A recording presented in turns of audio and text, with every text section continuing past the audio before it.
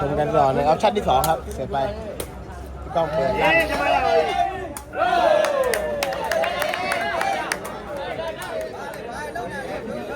วิ่งกล้องไปอย่างเดียวก็ไม่ได้นะครับในเซตที่2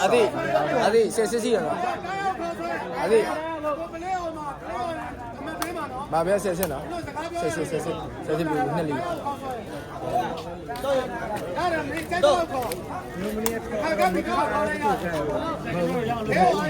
ကျောင်းတော့မပြောဘဲနဲ့ဘီကြီးငားပါရတယ်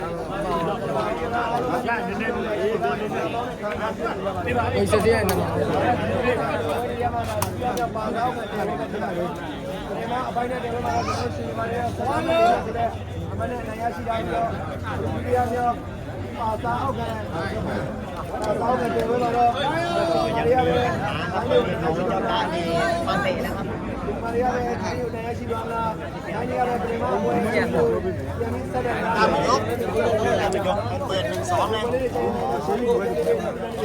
เพราะว่าลูกมองว่าแบบเขาเสิร์ฟหน้านี้ถนัด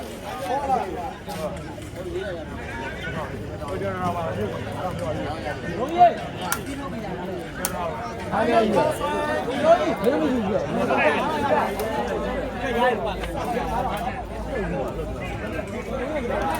်ကြည့်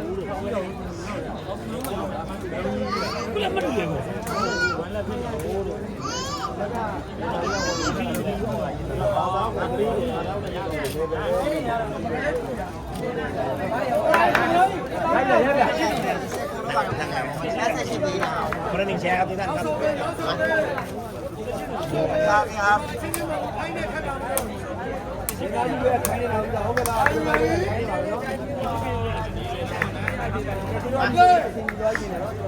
จุดไป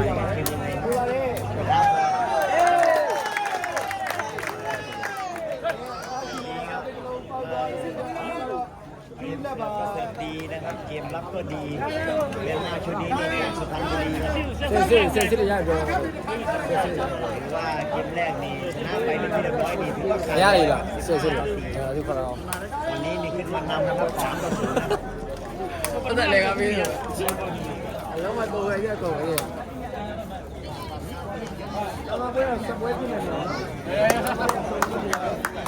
ต้องมารอดูทางด้านของโจรมาป่าครับจะกลับมาได้หรือไม่3-0ครับตอนนี้ครับคนละ1 แชร์ครับทุกท่านครับก็3-0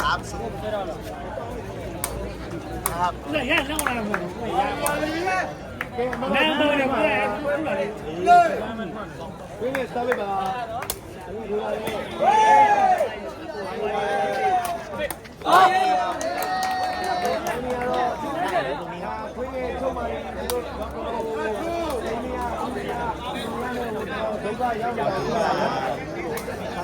ลูกเสิร์ฟ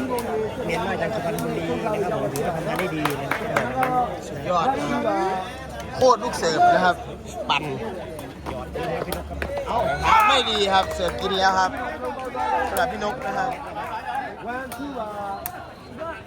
พี่นกเป็น1-2ครับตอนนี้ครับพี่น้องซ้อมเลยป่ะ1-2ครับไปเลยมาโดนเกี่ยวแน่นอนนะครับเกี่ยวนะครับพิตะ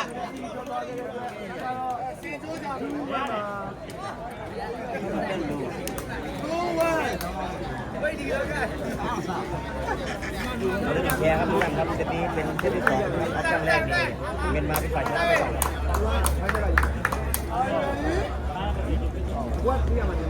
ไปชมลูกเสิร์ฟปันครับตาเปิดดีลุกขึ้นมานะครับ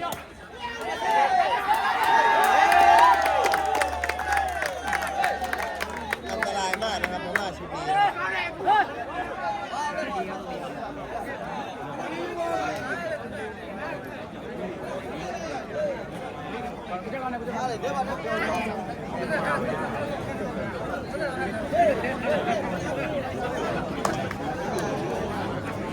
ကောင်းတယ်ရှိလို့ဒီမှာဆင်းလာအာဒီဘောမီးရှိတယ်ကိုရှိတယ်ပြောကြတာလိုက်တယ်ဖိုက်တာလိုက်တော့ဖိုက်တာလိုက်အော်ရီเสือปั่นครับ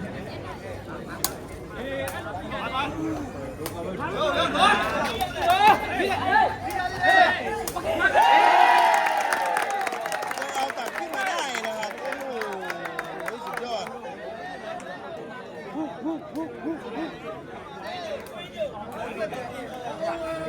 จี对的可以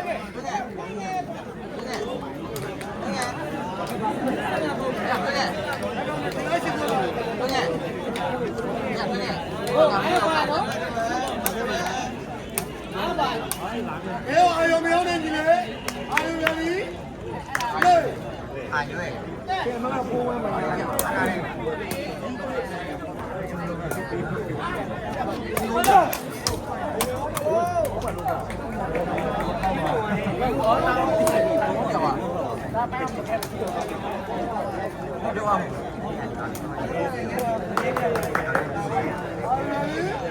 เกือบดี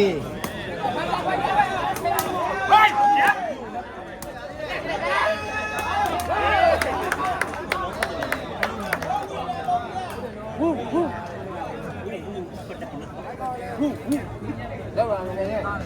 เดี๋ยวนะเข้าอะไรพุ่งมาrồi mà đây là mấy là đó mấy là bắn ra này đúng không đây có nó này đúng không cái này là chiêu chứ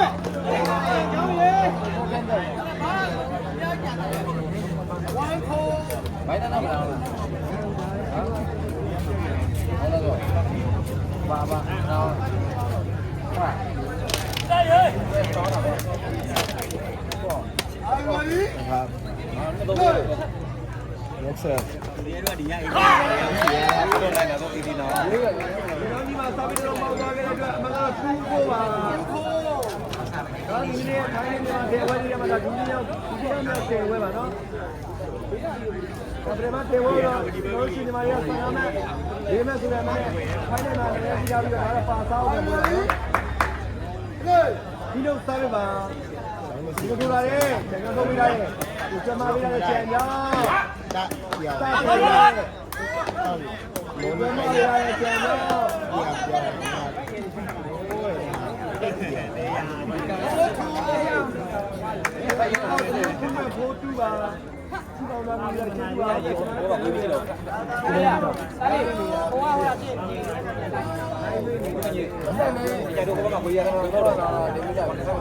လိုမျိုးတင်နေတယ်ဒီလိုမျိုးကိုဒီထားမယ်ကျွန်တော်ဒီအရောက်တယ်ဟာ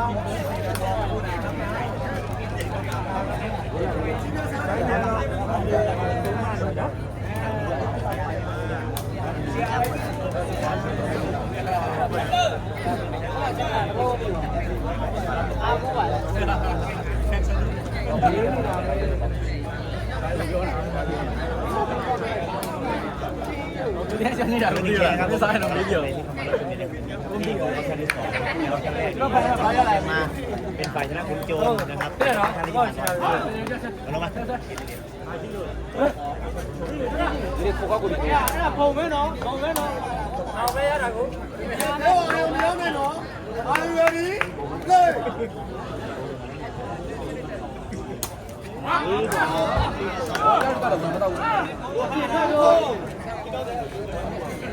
ဒီလောက်လည်းအကျမမတက်ဘူးဟုတ်ဒီလိုချုပ်မလို့ငါခေါ်ထားမယ်တော့ပေါ့လေဟုတ်ပေါ်နေပြတာအမေတော့ခေါ်တော့ဒီပတ်ဒီလေยกเสิร์ฟနောက်ပိုင်းမှာရဲကောင်းတယ်ဟုတ်ပါရဲ့ကိုပြတ်ပါနော်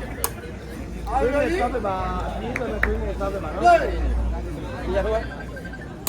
ဒီလိုလာလေကာမပေးလာလေမာ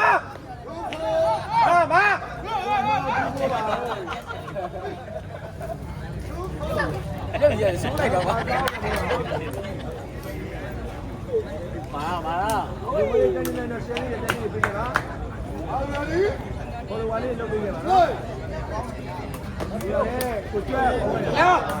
ဟုဟုမာ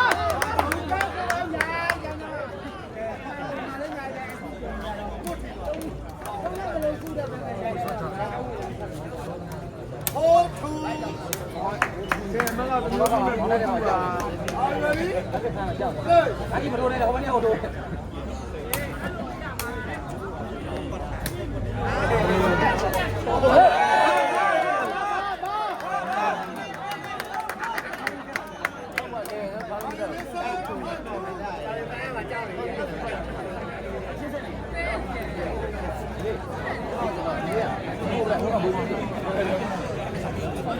အမေကလား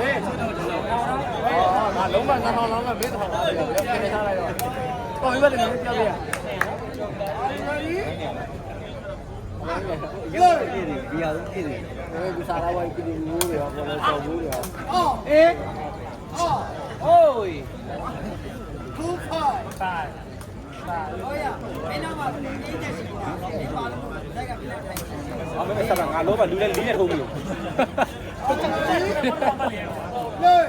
သူစီးတယ်ဘာလို့လဲတော့လောက်ငါလောပါ กล้องมาเสียบ ဘာကောင်းကြီးလား ดีครับ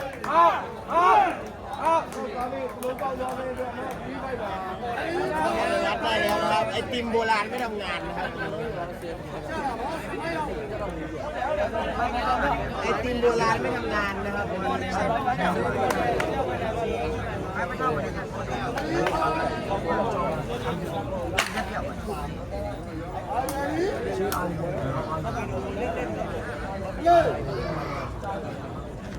ครับพี่กล้องเสร็จลุยซ้อม ดูนะนี่ ပြက်မပြီးပါဘူးကွာ ได้เปลี่ยน ကွာချီးရအောင်ဘယ်နဲ့ကဘာလဲမကောင်း เปลี่ยนมา ဘာလို့လဲဘယ်လိုဒီလိုဒီလိုမဲ့တော့ဖတ်ပြီးပါ အခုမှလည်းဟဲ့တော့ဟဲ့အာရုံးလေးလေကဲကျွန်တော်ရဲ့မုံတော့ဆွေးနွေးလို့ဖြစ်တဲ့အားပေးရမှာပါနော်ဒါကြတော့မှလည်းငါတိုင်းတိုင်းတော့ဒီမှာမျိုးနေတယ် မကင်ကြော်နေတော့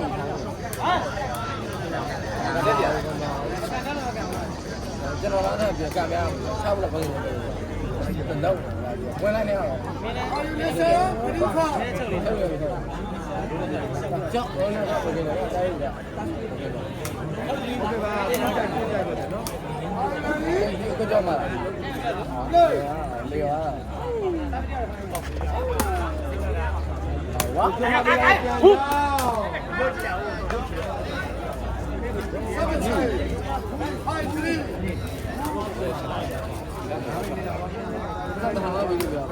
ဒီမိုက်ကန်တော့ရဝဲခွန်တော့ရကိုလည်းခွန်တော့ဟုတ်တယ်တော့ဝင်တာအော်ရတော့ ครับนี่ครับเป็นเสร็จมากครับดูครับเป็นผม အာရုံးလေး ဝဲခွန်တော့ လေဘယ်နဲ့စားပြပါ เสิร์ฟครับโอ้ยนะครับ ဒီချာတော့ဟောကိုပြီးရှိတော့ချာတော့ ความดีของหน้าของเสียคุณจะทำอีกว่าอย่างชัดเจนนะครับ အာရုံးလေးလေ ต้องเสีย ဟောရှိရကောင်းတယ်ဆော့ရမှာ ဒိုင်ဘောဒိုင်ဘောတော့စားပြပါမယ်เจาะนะครับพี่เสือพี่นกทำร้ายอะไรเขาไม่ได้เลยครับเก่งมาก စားပြရအောင်ဘွန်းနေ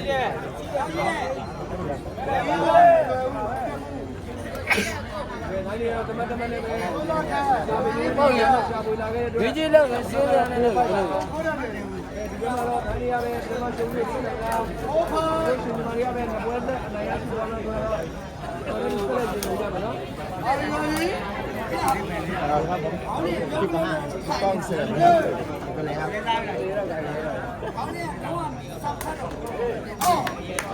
အကြီးပါစီကတော့ဒီဆက်5တောင်းပေါ့ပါ ဒီ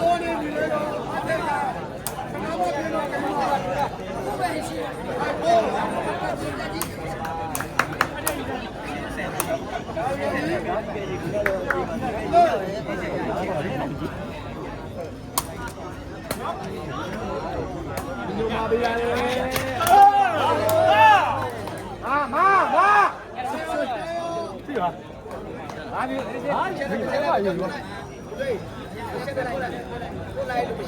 有的这零两忒贵了。มันเสือมันดึกเอาแล้วเสือเลยมันดึกเอาเสือดึกแล้วเสือดึก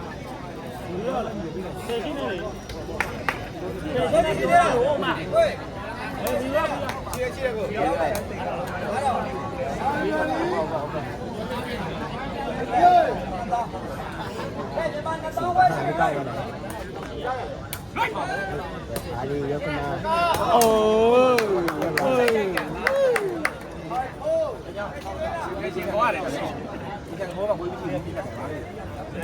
คุณนายบอกว่าไอ้เจ้าเนี่ยต้องสู้เลยยังไม่เชื่อ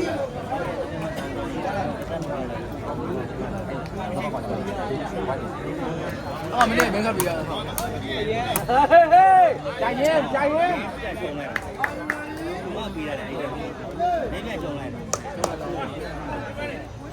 ดูแลดิ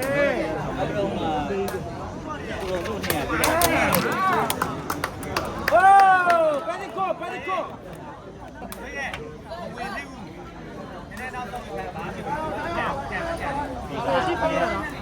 เสียชิ้นเหรอเอ๊ะเสียชิ้นสุดยอดเลยကတော့ခိုးခိုက်ကတော့မမိုင်းနဲ့ခက်တယ်မမလားเสียชิ้นလည်းရတယ်ဒီကြီးကမင်းနေလို့တောင်းရှိတော့မနေကျွန်တော်ရှောင်းနေပါရှောင်းမနော်ဟုတ်တယ်ဟုတ်တယ်မဲတော့တော့မရဘူးဟုတ်ပါဘူးဟုတ်ပါဘူး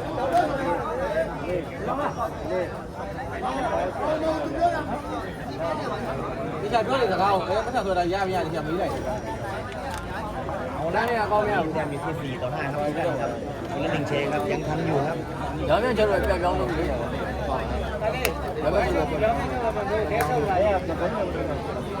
ကိုပါနေဝိုင်းဆိုတော့ပေါက်တယ်ပါတော့ပေါက်တယ်နောက်နေနေဝါနေပါခေါင်းလေးထည့်တယ်တော့ကောင်းလို့လားမင်းကုန်ထိုးပါဘာမှမစိုးရင်အားလည်းမကောင်းဘူး ดูครับ မင်းလည်းလာတာငါမင်းလည်းလာတယ်ဆောင်းပါလားအစိုးရကိုကြည့်นี่ก่อไปแล้วนะครับพี่ป้องเสือบนะครับเสือไปไหนเสือมาเสือเขาดี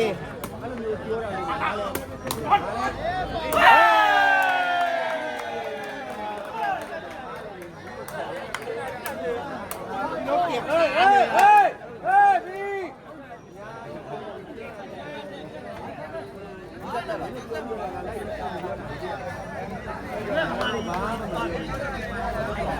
เฮ้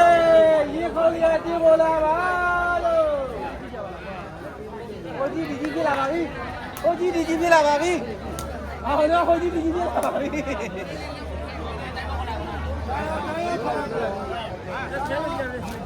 นะเนี่ยปอโอ้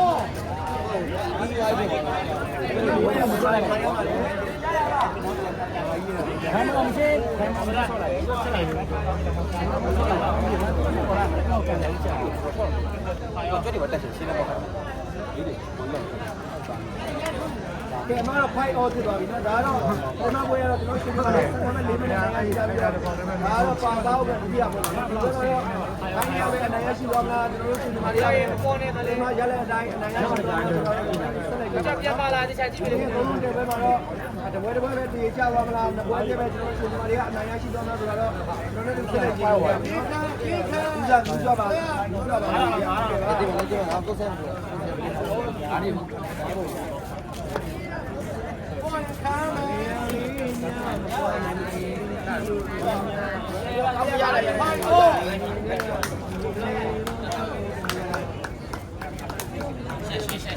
တော့စားလို့လားครับพี่ป้องเสือไปไหนครับเดี๋ยวมาเดี๋ยวนะครับนี่เลยวิ่งมา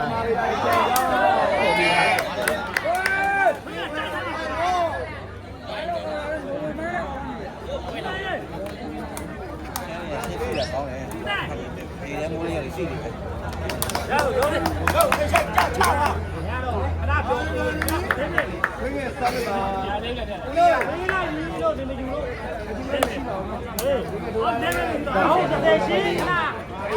้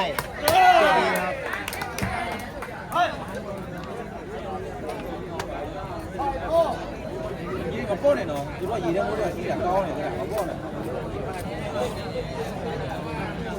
ဘယ်ကြောင်လဲသူကဘောပါတက်တယ်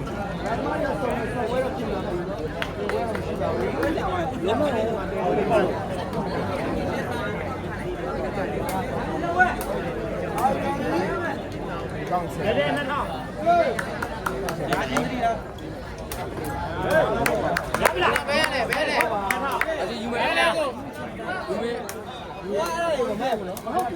ကံသမားဦးသားပေးနော်ဟဲ့ကံသမားဦးသားပေးပါလို့အဲ့ဒါတီးရအားကုန်ဆိုင်ကုန်တီးလေ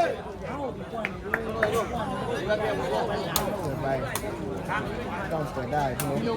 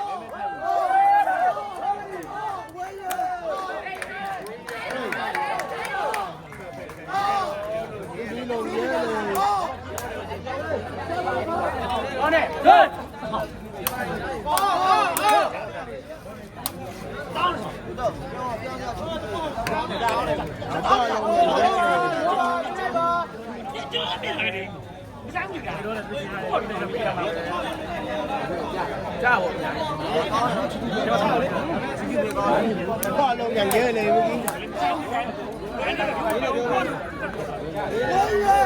苏书记，我一个啊，心里边嘛。ပြအဲ့လိုခံပြအဲ့လိုပြအဲ့လိုပြနောက်နောက်လည်းငြိမ်ယူတယ်ကျင်း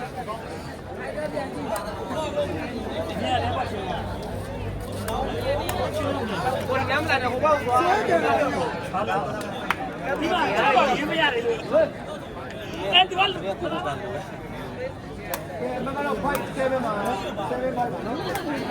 5ရဟိုင်းငါ့ဟုတ်လားငါ့ပါရည်လေပါရဟေးလေလက်ကန်တော့မဟုတ်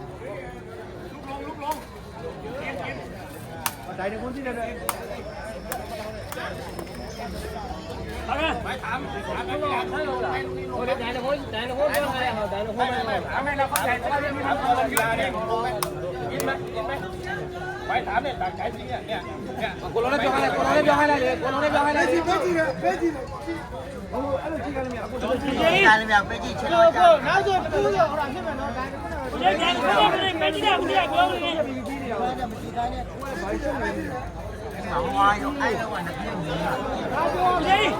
ဆောင်းလေးပြတာဘူးလိုက်ကြည့်ရတယ်ဘူး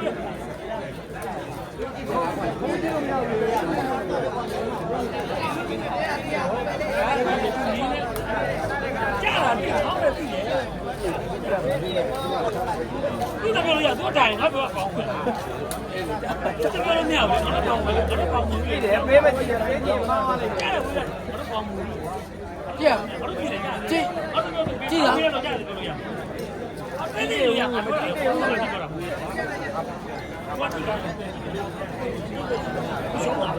来了。搞定了，出来了，搞定了，搞定了，搞定了，哪里？年里来了，小年搞的这边。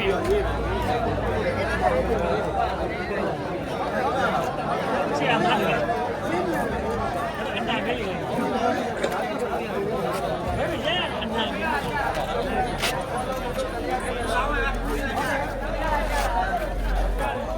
老板嘞，回来叫老板。不是老板，老板。家里边老板，老板家的。那个老板不是你。老板呢？老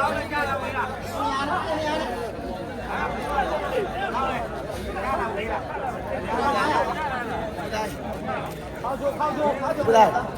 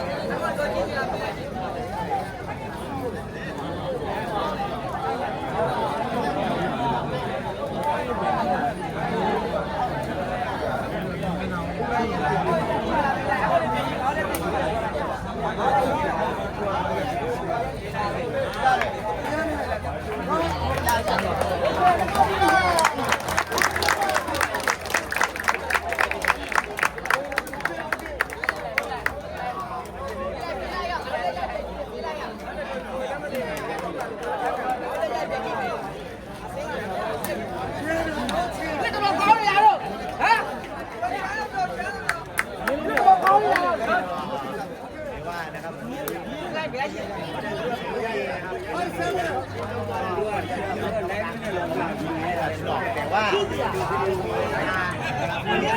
มีใช่ไหมมีแล้วก็มีใช่ไหมเขาแบบตามสายตาตอนแรกพอมีอาเขาก็เชื่อมีว่าเขาเป็นอย่างนี้พอด้วยแบบมีอะไรก็มีโลกกรรมการมาตรฐานนะครับมีสิทธิ์ดูได้ทีมละ3 ครั้งด้วยกันทั้งหมด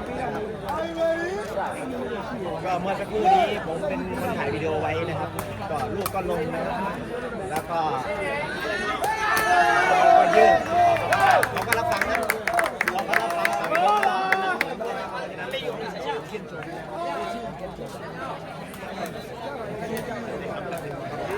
แรกเขารอลูกนี้ทานสายตาเท่านั้นพอถึงโจรมาที่หัวในมี VR จากผมนะครับเลยแล้วก็เป็นคนยิงเป็นลูกลงเข้าสู่เกมการแข่งขันกันต่อ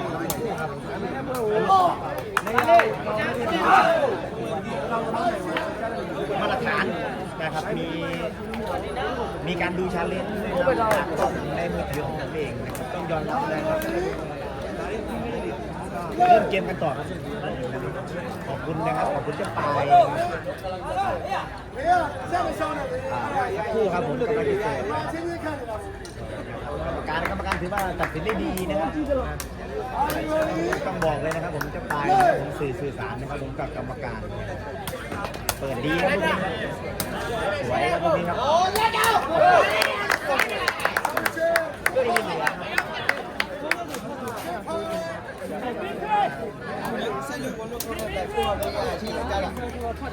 นี่เราแม่บอกว่าขอบคุณมากขอบคุณครับนี่เจ้าแม็กซ์นะครับ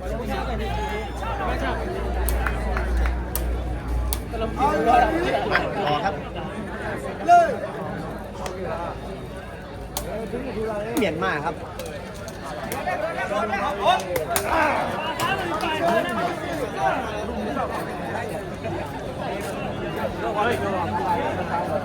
เตรียมอยู่ที่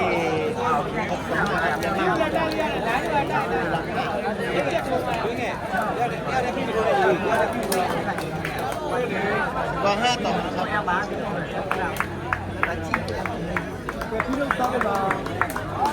นกจะเสิร์ฟไปไหนมาชมเสิร์ฟเป็นทีมโบราณมาแล้ว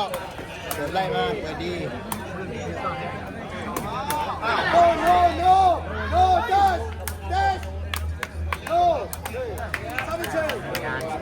เคนะครับ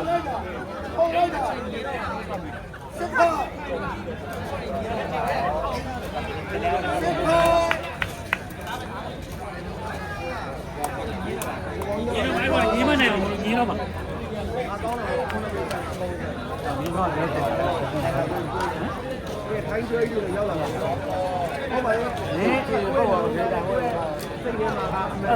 别了，那他那个没钱，他也在玩。ဒီနေ့ဟင်းမနေနော်6တော့ကျွန်တော်2000နဲ့ပြန်လာတာပြန်ငါးကောင်အဲ့ဒါချောတယ်မသိရဘူး ပြီးတော့ကျေးဇူးနဲ့ရောက်လာပါမယ် 这这超咱瓜， ကျောင်းကြီးပြောနေတယ် ခုမှထည့်လိုက်တာအင်ဂျီကခုမှထည့်လိုက်တာ ကျောင်းပြောနေတယ် 来摆这里， ဘိုင်စလေးဘိုင်စလေး 摆这里人家比，来摆 A 你，第 A 你，我这也掉下去了瓜，不是瓜，怕 A 你们好吗？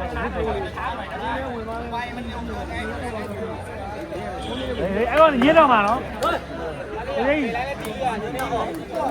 呀，过来家来，这基本上有些呗。他说没你妈的玩意。 65ปั่นไปพี่ต้องเปิดดีครับดาวยกขึ้นมาได้แล้วนะครับ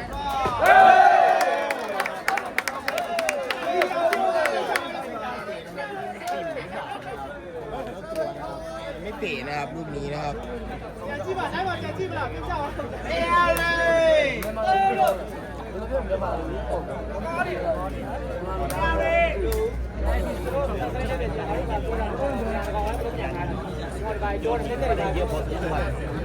มันกดดันได้ตลอดกดดันได้เรื่อยๆต้องไปข้างหน้า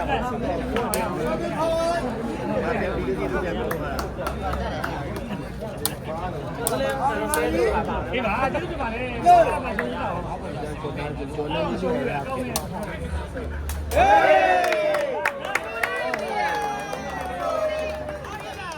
ลงนะครับเปิดออก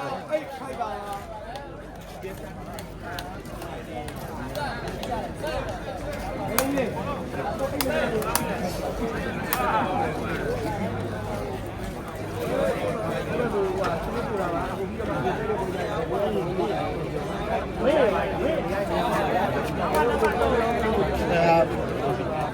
โจรครับวันนี้ถือว่างานหินนะครับถือว่าหินนะครับไม่ได้ง่ายนะครับไม่ได้ง่ายอย่างที่คิดนะครับลูกเสิร์ฟนะครับอาจมองในไลฟ์สดหรือว่ามองในคลิปนะครับอาจจะดูธรรมดานะครับแต่ว่าดูครับมันปั่นแบบเห็นได้ชัดเลยนะครับดูครับโค้งแบบเห็นได้ชัดเลยครับแต่พี่ลูกเปิดได้ครับลูกนี้ปั่นได้ยกได้ครับเตะดีครับพี่ก้องครับนะครับไม่ตัดกรรมการตัดเสียหลายลูกโคตรไม่เป็นไรนะโอเคนะอันนั้นกว่านี้เวลาเรียนวิว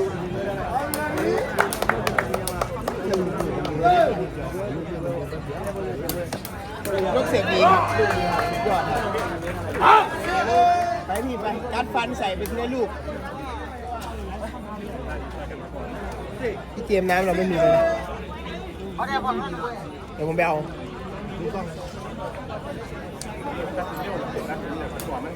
ไม่ถ้ามันตัดสินถูกถ้ามันตัดสินถูกเราไม่ได้ว่าเขาตัดสินถูกมันดิ้งไปอย่างนี้ไม่ได้ดิ้งอย่างนี้นะคันนี้เดียวพวกเรา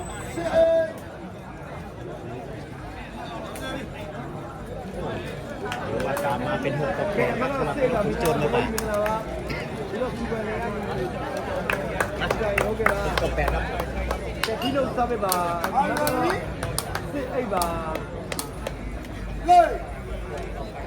พี่น้องทราบไหมทุระเลย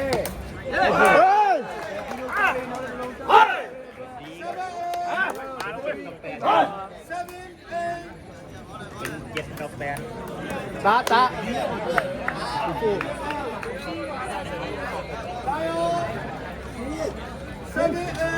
ไม่ค่อยเลยไปเขาพัก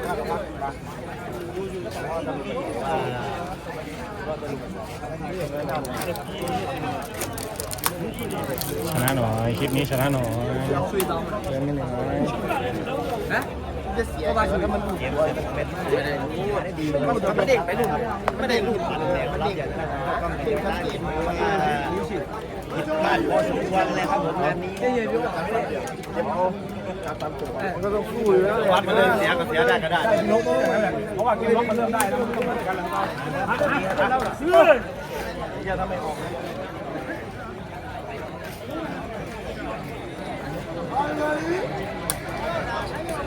7 กับ 8ครับผมตอนนี้ครับ ရှိတာရတယ်ကိုမင်္ဂလာပါကိုဘိုးကြီးမင်္ဂလာပါဒီမှာကိုရောင်းတဲ့ကိုရှင်မင်းကြီးပါจอดจะมีครับ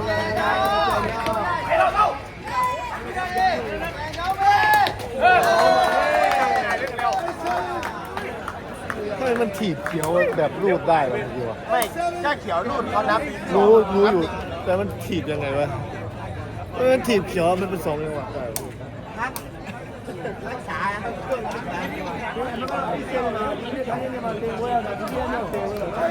เอาละครับมาชมเกมกันต่อครับสกอร์บีบไล่เข้ามานะครับฝั่งขุนโจรนะครับเป็น8-7นะครับเข้ามานำ1 แต้มเสือมาลูกนี้ว่าไงช่องเปิดหัวได้ตะยกขึ้นมานิดเดียวกระทืบสวยมากนะครับ ลูกพี่สู้ลูกพี่ทำเอา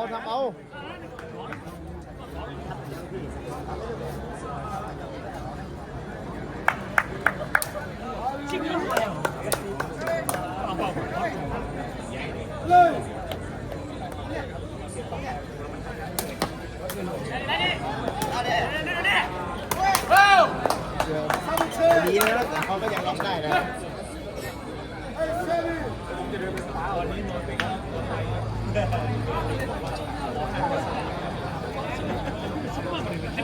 ไม่แน่นะครับเสร็จอย่างนี้เร็วอาจจะต้องไปนับคู่กระดูนนะครับ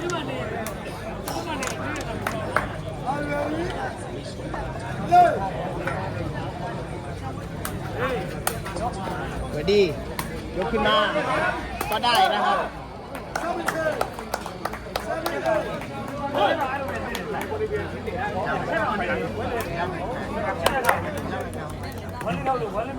งานหินน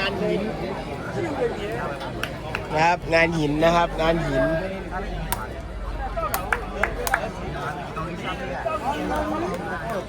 นกว่าไงไปนิด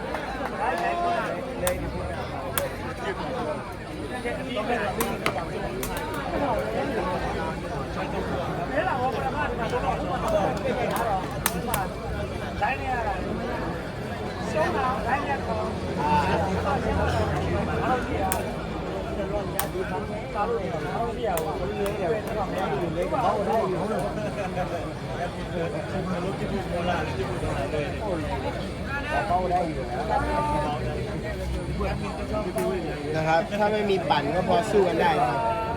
สำหรับ2 ทีม เริ่มล็อกได้แล้วเริ่มล็อกได้แล้วเล่นไปเทสได้สนุก ก็ได้มีโอกาสนะ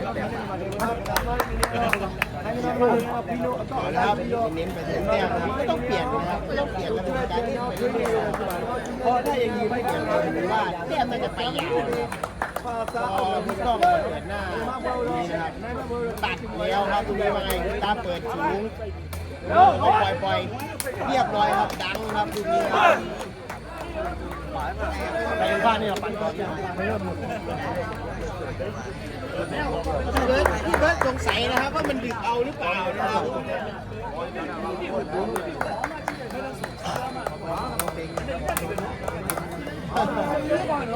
จังหวะนี้ว่าไงหยอดไม่ดีครับเปิดท้ายได้ดูขึ้นมาดีครับ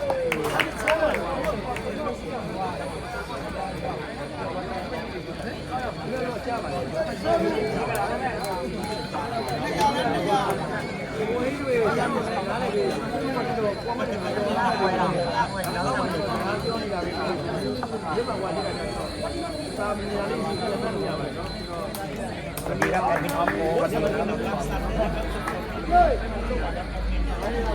ผ่านไปแล้วอ้าวได้ไม่น่ามี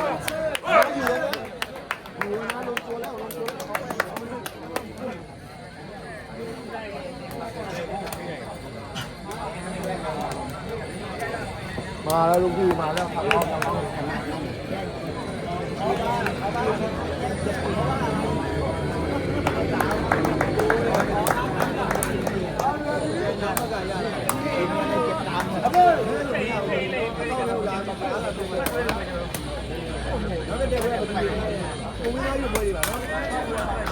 ล็อกเอาอดทนเอา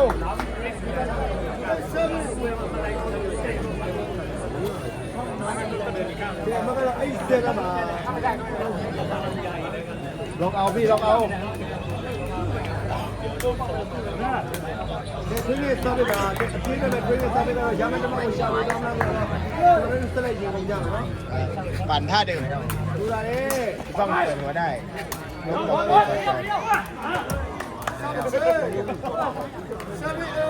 ไปดูเลยเห็นหาคนไหนก่อนมาได้แต่เจ็บตอนนี้ครับตอนนี้นะเอา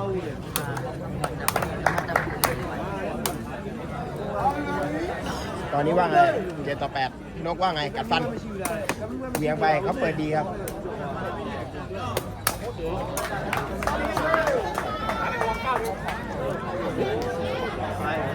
ล็อกได้แล้วครับตอนนี้ครับผมโจรแล้วเริ่มล็อก ล็อกเอา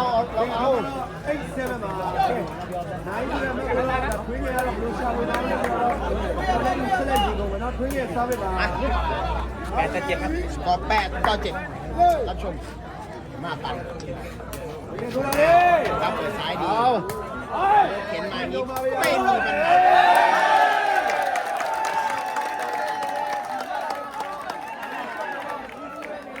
ดีแล้ว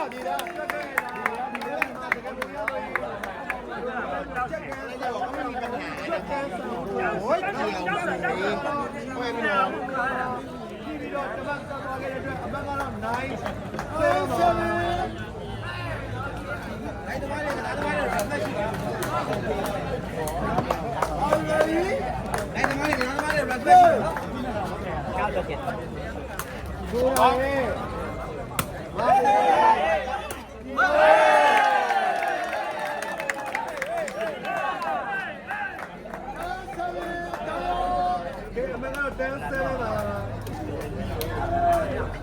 มาช้าก่อนพี่เอาไหมถ้าลูกไปไกลไม่ต้องดันมาช่วยดันมาขอตัวนี้ต้องถอยหลังมาคอยผมมาแล้วขอไป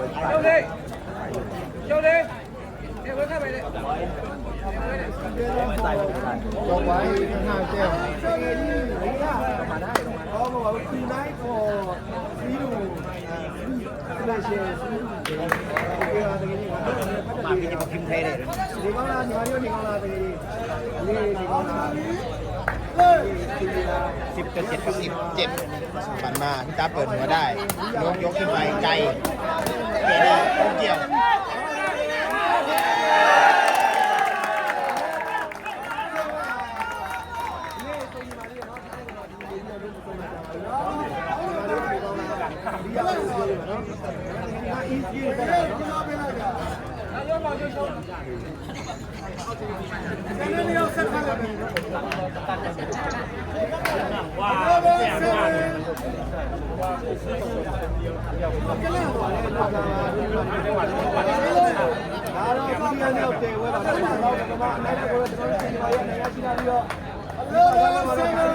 11-7ครับตอนนี้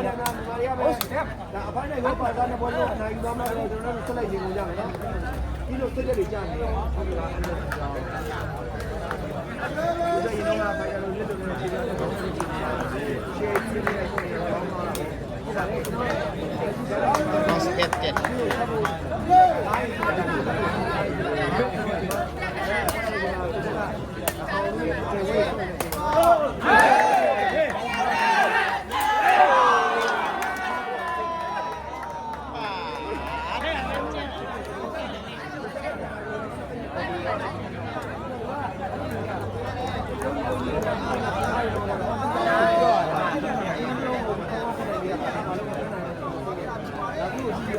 ไม่ใช่ต้องรีบไป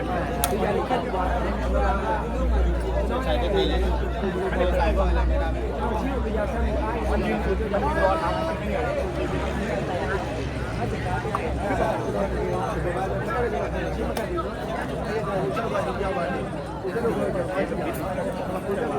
ืนเป็นที่เอาที่คนไปไกล သူ့ပြောကြီးဖန်နဲ့တို့မသားရေးမင်းအဲ့ဒါအင်္ဂလိပ်လိုရေးပဲထိုးမှန်နေ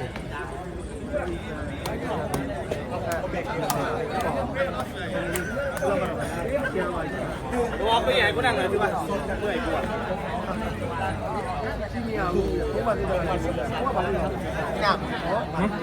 ရှိတယ်ရော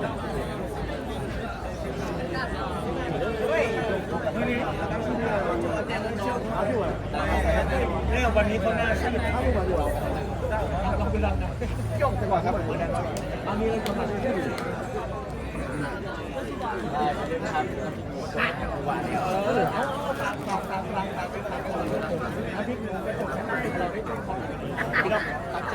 กรรมการเขาเปลี่ยนตัวนางรองกันเลย ไหนจ้าล่ะ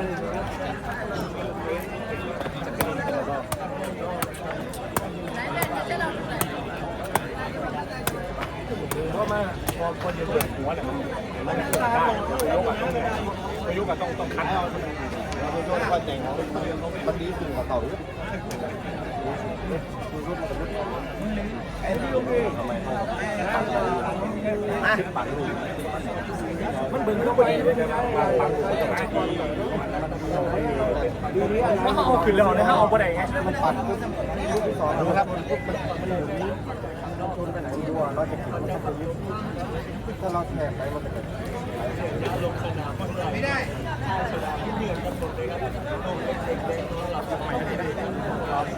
ทางเดียวคือนี่เป็นเกมยังแต่เรา11 เล่น 12แล้วมันจะได้แกมพี่รู้เสิร์ฟอะไรนะ11 ครับ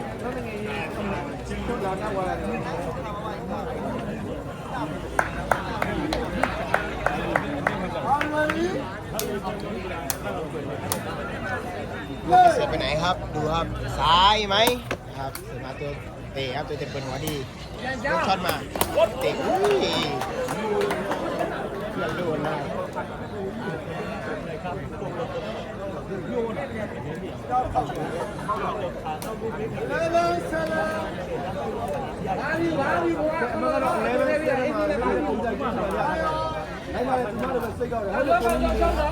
ဒီမကြီးအမြဲနေနေမှာဟုတ်ကဲ့ပါနော်ပြောခဲ့လို့ပဲ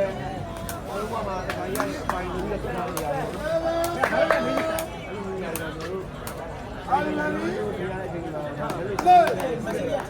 ဒီဘဝနိုင်အောင်ပြောမယ်ဆိုသိကြဖို့တော့ဆက်ပါလေဒီမှာရရတယ်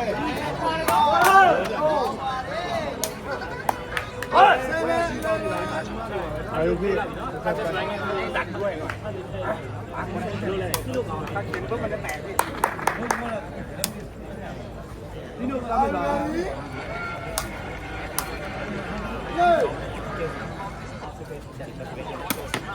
ดีครับมาแล้วคร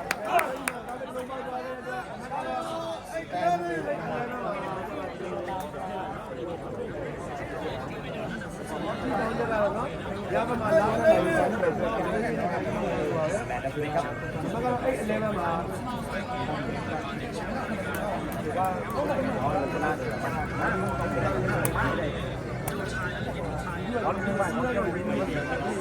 15 แต้มนะครับผมในรอบขั้นที่2เนี่ยขั้นแรกเป็นฝ่ายชนะของเมียนมาเนี่ยเป็นฝ่ายชนะนะครับผมก็ถือว่าจะผ่านลอยนะครับ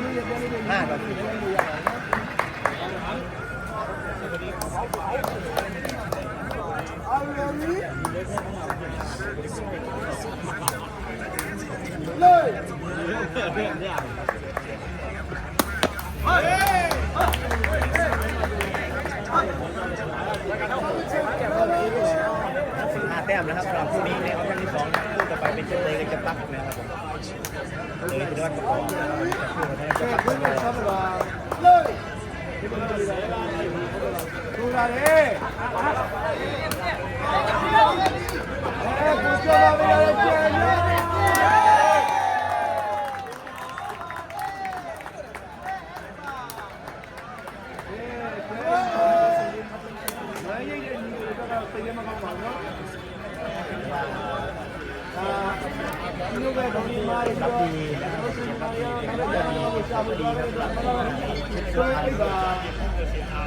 วันนี้ เก็บตัวมาดีกว่าที่ทำให้เรานี่อย่างเห็นได้ชัดนะเพราะว่าอยู่ในชั้นแรกนี่ก็ถือว่าลูกเสือทำงานในออปชั่นที่2นี่เกมล็อกนี่ถือว่าล็อกได้100เลย12-8แล้ว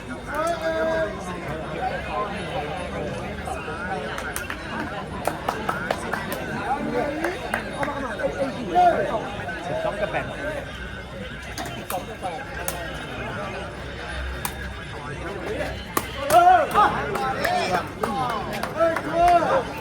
มันก็ไอ้เกลือมาไอ้เกลือมาช่วยเกลืออย่างนะตอบได้ครับได้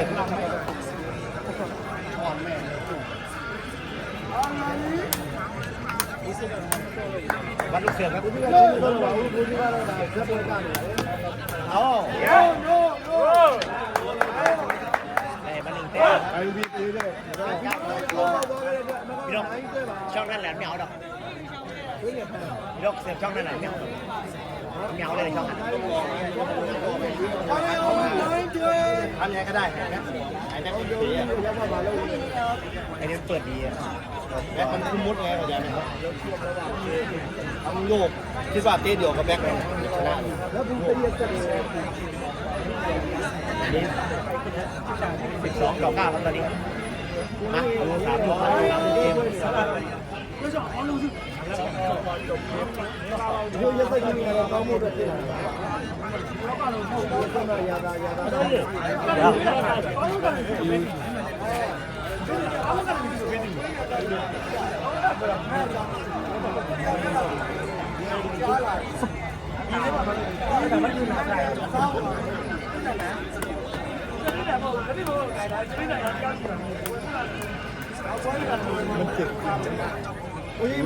มันไม่เจ็บหรอกมันไอ้นี่มันเป็นเหลี่ยมมัน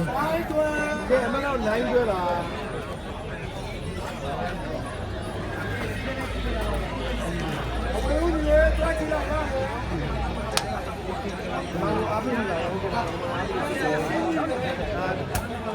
ไปเย่เราจะเย่ไปเย่ไอ้ตาไปเย่ปากข้าวที่ไหนดิข้าวมันบอลอ่ะข้าว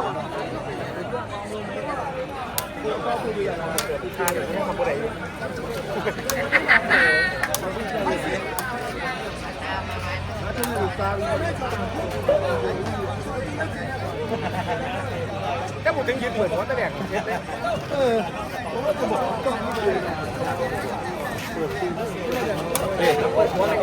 เป็นหนาวเปล่าเสียเลย ไม่ตาจะมีสิ่งเดียวตาจะมีปั่นอันนี้ก็น่าสน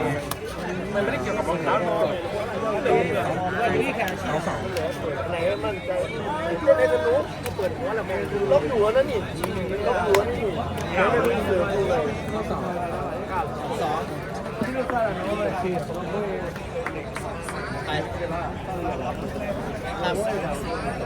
ทำไม่ได้เราฝึกได้ทำได้ทำไปลูกครับมันดึงควายกูบ้างเอานั่งพักก่อนใช่ควายมาหลายลูกเลยมันควายกูบ้าง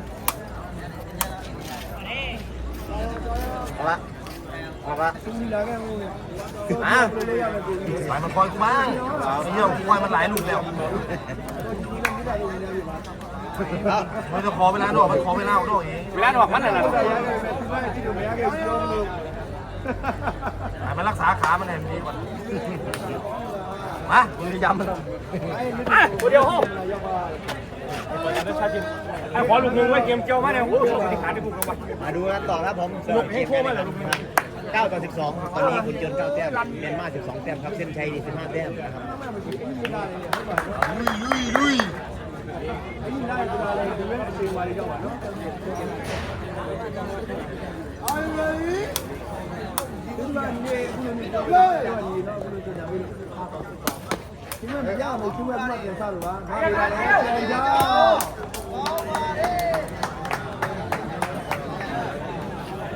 มันเจ็บจริงเด่นอ่ะมันเจ็บจริง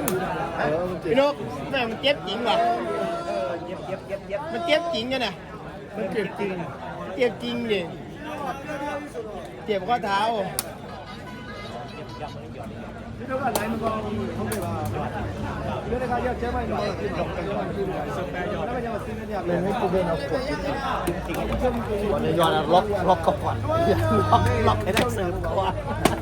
ปัญหาไม่ได้อยู่ตรงลูกเดือดปัญหามันอยู่ตรงลูกล็อกแล้วเกิดไปมามันไกลอยู่ไอ้พอมันโดนเขายางแล้วมันก็เลยไปยางแตกยางแตก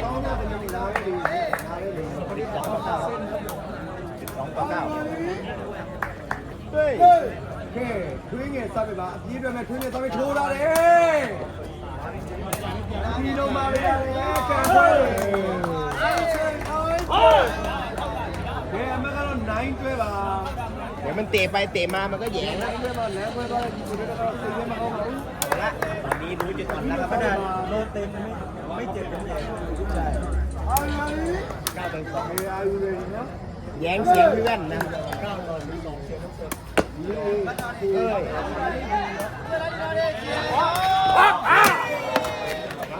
าเด้อ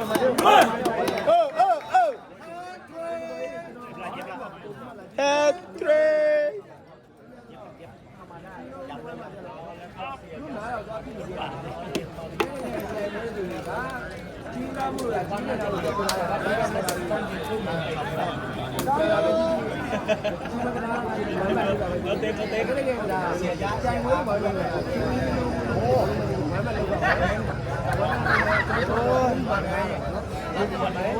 สรุปอ่านกินนี่ได้หรืออ่านกินโนติงนี่แต่ว่าก็ถามเรื่องครับเรื่องการเตะกันเตะนะครับกินได้เลี้ยวเมื่อเลี้ยวนะครับขอบคุณเมื่อกี้ฝั่งพอเปลี่ยนฝั่งมาก็ดูทุกคน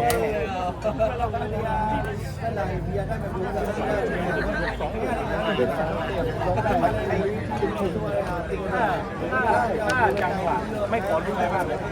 ไว้ลูกพี่เสริมที่แค่ทำจังหวะตีเต็งลุกนะครับตีมือนี่นะครับหาให้หน่อยนั่นไอ้เรื่องจะแตกเจออะไรหัวเบอร์ลงเบอร์1อะไรนะครับพี่นะครับขาพี่ให้ได้ขอพี่ออฟกี่ใส่นะครับแค่3คน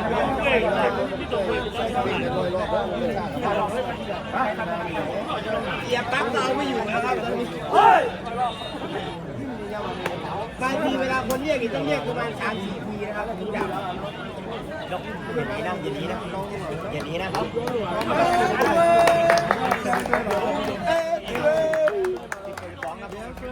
Ready? Play. Play. ဒီလိုစားရတာစက်ကြည့်ရနော်ဒီလိုစားရထူလာလေထူလာလေဒီချမပေးလာတဲ့ကျန်ရောဟိုးအော်เจ็บแล้วครับ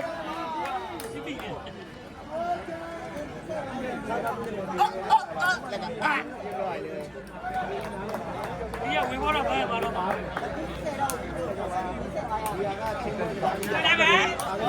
เปิดได้ตามเปิดนะ12-10นะครับจะให้เขาไปนะครับที่เขาไป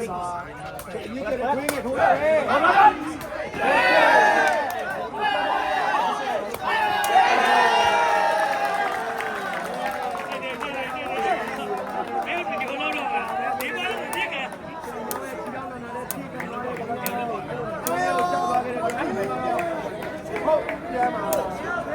ตอนนี้ผมไม่ได้สนใจตะวันฉายแล้วนะ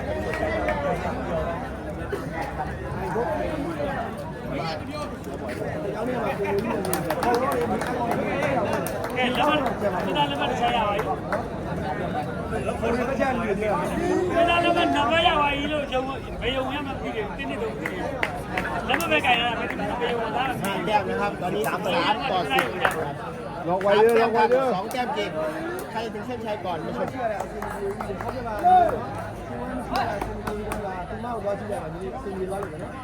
ดูแล้วมาดูเองยอดนะครับตายังคอนโทรลไปให้ที่ต้องเตะได้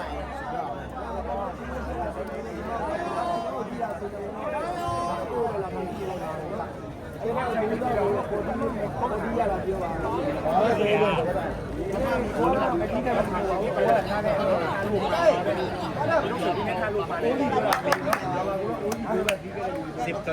ตอนนี้ครับ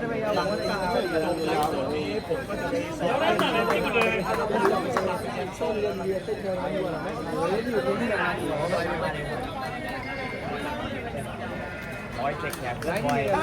น่าจะได้สู้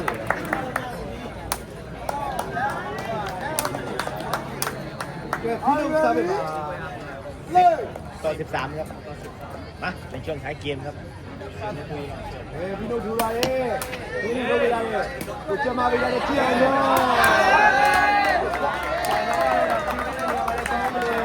ล็อกเอาล็อกอยู่ช่วงท้ายเกมนี่นะในช่วงท้ายเกมนี่ถือว่าบีบทุกคู่ครับ5 แต้มนะครับเพื่อเส้นชัยออปชั่นแรกนี่เป็นหน้าของเมียนมาเป็นฝ่ายชัยชนะมาก่อนถ้าออปชั่นนี้นะครับโยนต้นชนะมาคนเดียวนะครับยิงฝาแล้วตอนนี้ครับมา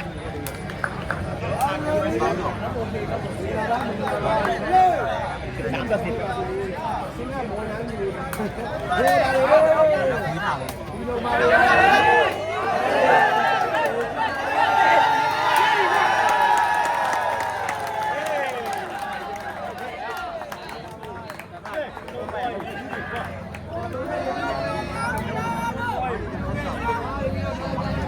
เกมครับเป็น14-10นะ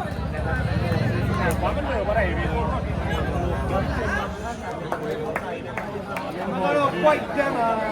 che si vuole che non si deve poi io non ดูเกมครับ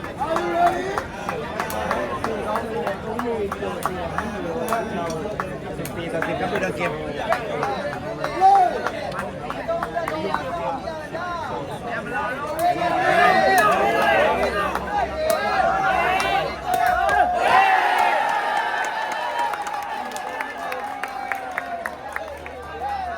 ผลการแข่งขันนะครับ